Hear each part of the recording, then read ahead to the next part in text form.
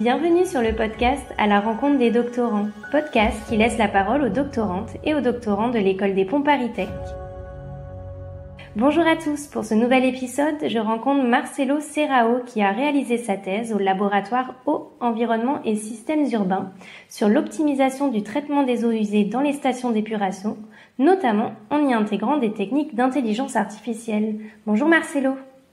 Bonjour Adèle. Alors Marcelo, tu as un parcours un peu atypique et j'aimerais qu'on commence l'interview par là. Tu as une première expérience professionnelle avant de réaliser cette thèse au LESU. Peux-tu nous dire qu'est-ce qui a motivé ce choix et aussi dans quel domaine travaillais-tu dans cette, si je peux dire, première vie professionnelle ? Oui, tout à fait. Je suis un peu une étudiante atypique, on peut dire. J'étais toujours intrigué par l'étude, par le continuous education, on dit ça en anglais. J'aimerais bien comprendre les enjeux en détail. Et pour ça, j'ai toujours pensé de faire une doctorat après mon master's. Mais en fait, comme tu l'as déjà dit dans l'introduction, j'ai commencé à travailler dans le domaine de l'eau. Toujours, je suis hydrologue d'éducation, ingénieur hydrologie urbaine. J'ai travaillé comme ingénieur de hydrologie pour une mairie en Belgique, pour intégrer des questions de l'eau dans l'urbanisme. J'ai travaillé aussi pour un bureau des études où on fait de modélisation pour faire des études sur l'impact de géothermique, de solutions géothermiques, sur la qualité du sous-sol, sur la qualité de l'eau. Et toujours j'étais intégré par le data processing, l'analyse de données, la puissance en fait de données qui sont presque toujours pas utilisées dans tout son potentiel. D'accord. Et donc, qu'est-ce qui a motivé ce choix de finalement arrêter, mettre en pause ta carrière professionnelle pour faire une thèse, revenir un peu plus dans le monde académique ? Oui, c'est une bonne question parce que l'envie était toujours là, la motivation pour étudier. J'étais déménagé entre-temps, arrivé ici en France. J'ai travaillé pour le UNESCO, pour le programme hydraulique international. Et là-bas, on a rencontré le professeur Bruno Tessin pour une conférence avec des autres professeurs. Et on a commencé de parler de mon intérêt dans le monde de recherche. Et oui, à partir de ça, on restait en contact. Il me fait une fois une invite pour savoir plus d'un projet qui était presque achevé une doctorante enfin moi, qui en fait a fini sa thèse. Et il avait un deuxième projet à suivre. Ils m'ont proposé de faire ce projet. D'accord. Donc ce projet, justement, cette thèse donc, que tu as réalisée sous la direction de Bruno Tessin, donc, qui est chercheur au LESU. Et en co-direction avec le laboratoire Modelo à l'Université Laval, avec le soutien du professeur Pieter van Rollechem, et dans le cadre du programme de recherche MOCOPE, en collaboration avec le CIAP et l'association WSmart. Donc cette thèse s'intitulait « Développement d'un système hybride intelligent pour le contrôle et l'optimisation du traitement des eaux usées ».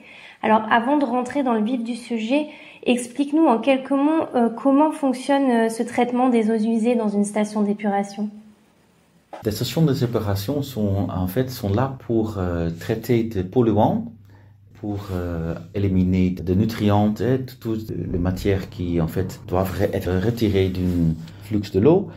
Sinon, dans la nature aquatique, on va avoir des effets désastreux en fait sur la qualité de l'eau. En général, en France, on a 2 à 3 étapes de traitement. La première étape, c'est l'enlèvement des matières en suspens, la matière organique. Ça se fait en fait par des systèmes qui s'appellent bouées activées. La deuxième étape, c'est une étape pour éliminer l'azote, souvent par biofiltration, en région parisienne surtout. Et une troisième étape, ça peut être l'élimination de phosphates qui restent encore, des autres, peut-être les micropolluants, même des pathogènes par désinfection. Mais en général, ces 3 étapes sont les 3 étapes principaux pour éliminer les polluants dans l'eau usée. Très bien, merci. Alors, depuis environ les années 2000, l'industrie des eaux usées a introduit des technologies innovantes pour le traitement et le contrôle de ces processus que tu viens de nous décrire. C'est notamment le cas dans ta thèse puisque tu as utilisé l'intelligence artificielle pour optimiser ces traitements-là. En quoi ça consistait exactement? Alors oui, Adèle, en fait, le domaine de la modélisation de processus biologiques, en général, comme tu dis, c'est pas si ancien. Et depuis les années 2000, il y a un intérêt global pour la modélisation du secteur de traitement des eaux usées. Je trouve ça en raison de réglementations plus strictes en matière de qualité de l'eau en sortie d'une usine, mais aussi clairement par l'augmentation de la puissance des ordinateurs et de automatisation, ce qui ouvre la possibilité d'optimiser le contrôle de processus plus strict. Au début, on a vu en fait que les ingénieurs de traitement des eaux sont se basés sur des modèles dits mécanistes. Ce sont des modèles qui sont basés sur notre connaissance de processus biologiques, qui en fait décrivent de croissance et décroissance de biomasse dans ce système de traitement, qu'on appelle un réacteur. Ces modèles sont en général été développés pour des systèmes de bouées activées. Et comme on a abordé, ce sont des systèmes de traitement de première étape. Mais il n'existe pas beaucoup de modèles mécanistes pour le traitement par biofiltration. Est-ce qu'on peut revenir sur ce qu'est la biofiltration avant d'aller plus loin, s'il te plaît? Alors la biofiltration, c'est un système de traitement des eaux usées par filtration qui utilise la puissance d'une biomasse. C'est pas juste la filtration par une manière physique, aussi ça, mais il y a aussi notre côté, deuxième côté, ce sont des bactéries qui sont implantées en fait dans un filtre, qui vont grandir dans cette filtre à partir de polluants qui rentrent dans le lot. Ils sont des bactéries qui vont transmettre le polluant dans une matière non dangereuse. Si j'ai bien compris, ces bactéries, en fait, elles vont un peu digérer les polluants et les transformer en un autre produit moins dangereux pour l'environnement, pour la santé. C'est bien ça? Exactement, oui. Et c'est en fait ces micro-organismes qui ont un comportement particulier de grandir, on peut dire, de grandir un système de croissance et décroissance, qui est très difficile par un modèle de simulation de prédire. Parce qu'il y a beaucoup de facteurs qui impactent ça. Il y a aussi beaucoup de types de micro-organismes dans un filtre. Tout ça, ça veut dire que ça traduit dans un modèle très lent, très complexe pour simuler le comportement de biofiltre. Ce modèle, il va essayer de prédire si on intègre tant de bactéries, comment elles vont réagir et comment ça va fonctionner en tant que biofiltre. Qu'est-ce qu'on attend avec ce modèle concrètement? Oui, en fait, des modèles sont devenus des outils d'aide à la décision par l'opérateur dans une usine d'épuration. Ils ont utilisé comme l'assessment de différents scénarios, par exemple.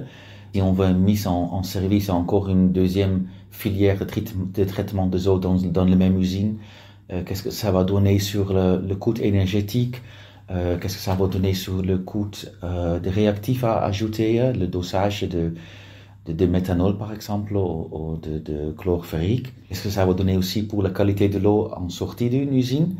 Et même des modèles sont maintenant utilisés comme outils de formation pour de nouveaux opérateurs.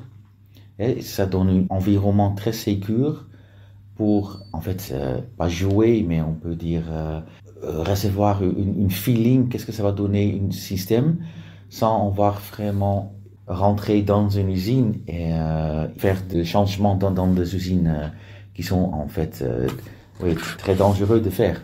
Sinon, on va avoir un impact directement sur la qualité de l'eau en sortie.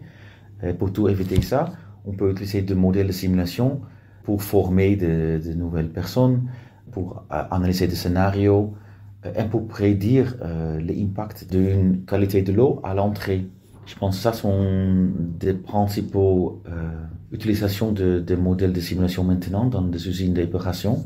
Donc ces modèles, ils existent déjà, ils sont déjà implémentés dans les usines de traitement de l'eau. Maintenant, c'est là que toi, tu entres en jeu, tu as cherché à optimiser ces modèles pendant ta thèse? En fait, oui. C'est un domaine de recherche qui est en plein développement. Avant moi, il y avait des autres doctorants au sein du même programme de recherche MOCOPE qui ont déjà développé des modèles déterministes ou mécanistes de systèmes de traitement des eaux. comme pour le traitement primaire avec bouée activée, c'était un modèle développé déjà, comme aussi pour la biofiltration, c'est un modèle développé par un doctorant avant moi dans le programme de recherche. Et en fait, mon but était de faire tourner ce modèle plus vite, parce que encore une fois, ils sont complexes et très lents, et bien avec une précision plus précise, on peut dire, au moins d'erreurs de prédiction. Parce que si on veut utiliser des modèles de simulation dans des contrôles de procédés en temps réel, il faut que des modèles sont précis et sont très rapides dans leur prédiction.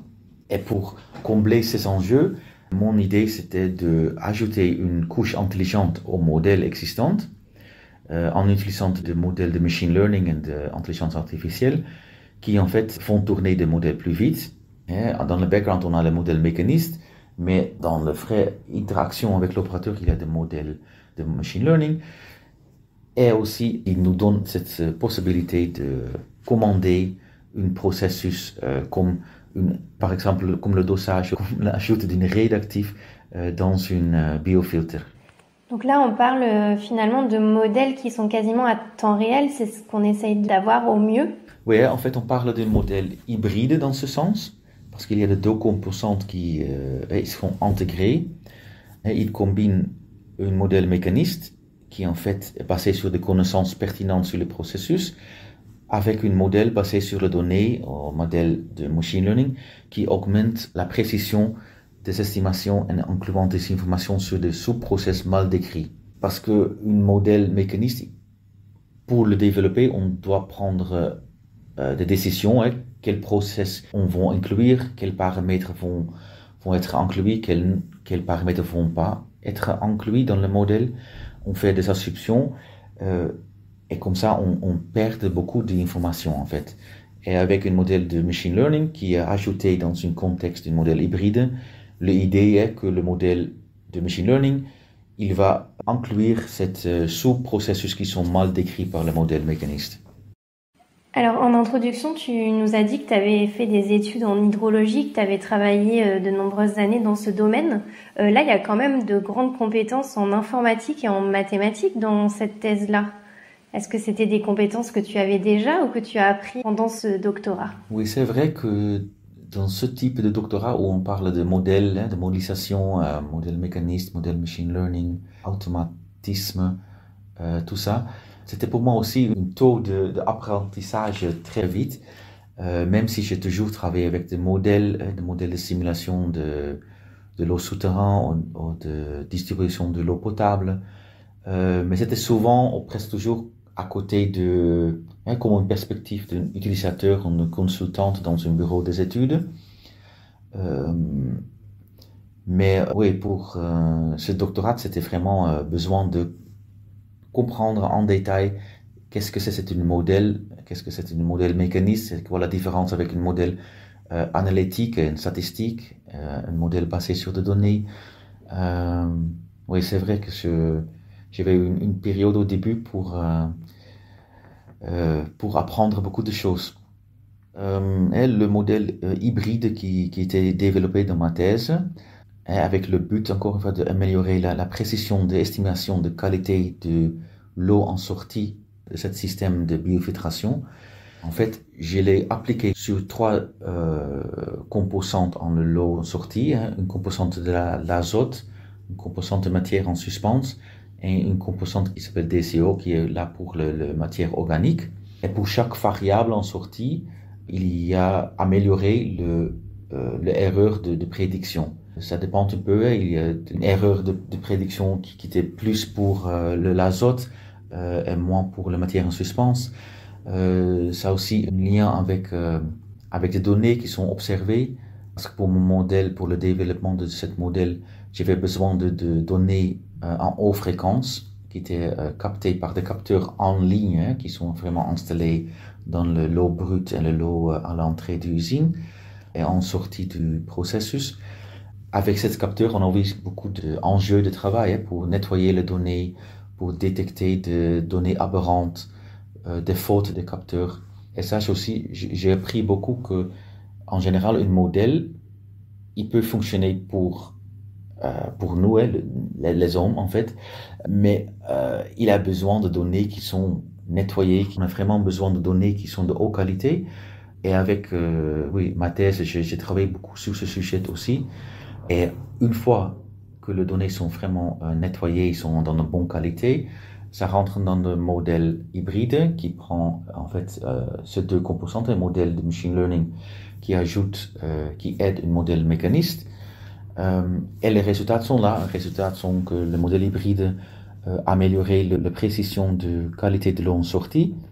En moyenne, une erreur entre 5 à 10%. Si on compare ça avec des modèles seulement mécanistes, qui ont une erreur de prédiction entre 15 à 20% pour des variables en sortie, ça améliorerait beaucoup. D'accord, donc tu as terminé ta thèse sur une note plutôt positive avec des résultats prometteurs. Est-ce qu'il y a quelqu'un d'autre qui prend la suite? Est-ce que tu as continué ou finalement tu es parti sur d'autres pistes après ce doctorat? Oui, cette étude a montré qu'un modèle hybride permet de mieux décrire le comportement d'une biofiltrée dans une usine d'épuration en fonction, de très grande échelle en fait, que j'ai utilisé les données d'une usine région parisienne. On a amélioré sensiblement la qualité d'estimation, mais c'est vrai, c'est juste une première étape vers la conception d'une jumeau numérique, on dit ça en anglais, une digital twin, c'est un enjeu très populaire maintenant dans le domaine de recherche et aussi à côté des opérateurs exploitants. On voit ça plus souvent que l'industrie de traitement des eaux va développer vers une application de jumeaux numériques qui en fait sont des modèles, comme on a parlé dans cette podcast, mais ils sont vraiment connectés à le monde réel avec une remonte de données en presque temps réel, des capteurs partout, ils vont donner des données observationnelles qui rentrent dans une première modèle pour nettoyer les données. Ce premier modèle donne suite à un modèle de simulation comme mon modèle hybride qui va donner des résultats et ça donne à un opérateur de savoir est-ce que son système est encore en fonction optimale ou peut-être il doit changer quelques paramètres dans le traitement. Ce sont des enjeux pour le futur. Pour moi, mon doctorat est fini. Je suis en train de publier maintenant 3 articles sur 3 parties de ma thèse qui seront publiés, j'espère, assez bientôt. Et moi, professionnellement, je suis rentré plus dans le domaine de consulting, en travaillant comme ingénieur de traitement de données et traitement de systèmes des eaux usées pour une grande société en région parisienne. Mais clairement, où je vais aussi avancer des choses sur le digital, sur des modèles de machine learning et sur des digital twins, sur le jumeau numérique. Donc finalement, ça reste quand même la continuité de ce que tu as pu faire pendant ta thèse. Exactement, oui. Merci beaucoup Marcelo d'avoir partagé ton expérience que tu as pu vivre et étudier pendant ta thèse. Alors quant à moi, je vous retrouve le mois prochain pour un nouvel épisode du podcast à la rencontre des doctorants à retrouver sur la revue numérique de l'École des Ponts Paris Tech, ingenius.écoledesponts.fr.